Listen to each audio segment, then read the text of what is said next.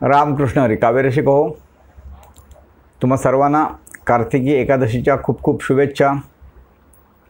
आपण गेले 7 दिवस कार्तिकी एकादशी निमित्त संत दर्शन हा संतांवरील अभंगांचा एक उपक्रम राबवला. कालपर्यंत 7 संतांवरील 7 अभंग आपण ऐकले.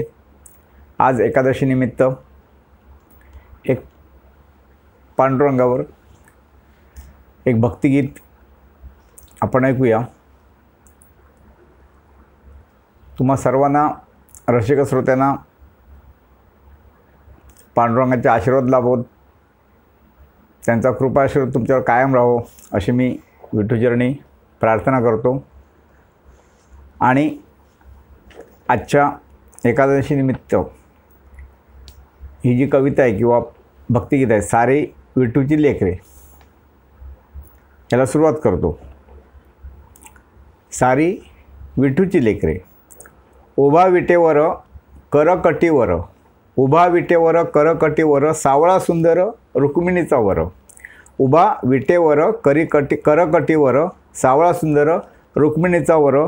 भेटणे त्याला भक्त आतुर, भेटणे त्याला भक्त आतुर, भौतिक सुखाचा पडे विसर. ज्ञानी नामा तुका पुंडलिक चोका, ज्ञानी नामा तुका पुंडलिक चोका.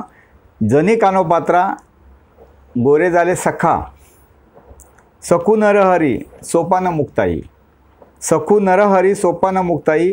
अवघ्या संतांची लाडकी विठाई, अवघ्या संतांची लाडकी विठाई.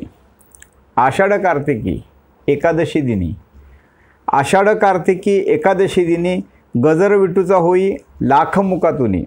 आषाढ कार्तिकी एकादशी दिनी, गजर विठूचा होई लाख मुखातुनी. शेकडो वर्षाची अशी परंपरा, शेकडो वर्षाची अशी परंपरा. लाखो वारकरी जमती पंढरपुरा, लाखो वारकरी जमती पंढरपुरा. वारीमध्ये नाही जरा भेदाभेद, वारीमध्ये नाही जरा भेदाभेद, गरीब श्रीमंत नाही तेथे वाद. वारीमध्ये नाही जरा भेदाभेद, गरीब श्रीमंत नाही येथे वाद. उच्च नीच नाही ना जातीपाती, उच्च नीच नाही ना जातीपाती. एकमेकांच्या ते पाया लागती. वारकरी भेटले की गळाभेट घेतात, पाया लागतात, आपल्या एकमेकांच्या नमस्कार करतात. उच्च नीच नाही ना जातीपाती, एकमेकांच्या ते पायी लागती. वारीमध्ये अवघा आनंदी आनंद, वारीमध्ये अवघा आनंदी आनंद. विठ्ठल खरा आनंदाचा कंद, वारीमध्ये अवघा आनंदी आनंद. विठ्ठल खरा आनंदाचा कंद. घेऊ नाम सुखे नको हार तुरे, घेऊ नाम सुखे नको हार तुरे. आपण सारी विठूची लेकरे, घेऊ नाम सुखे नको हार तुरे, आपण सारी विठूची लेकरे. धन्यवाद मित्रांनो.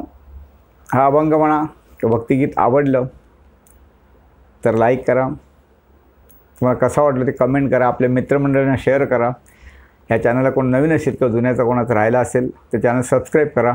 आणि एक तुम्हाला सुचवावं असं वाटतं, आता ह्या चॅनलवर जवळपास 165 ते 70 आपल्या कविता झालेल्या आहेत.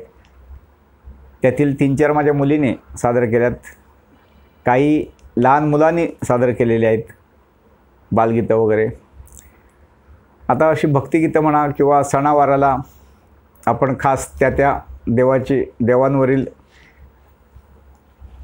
कविता सादर करतो किंवा इतर कोणतीही कविता चालूच असतात.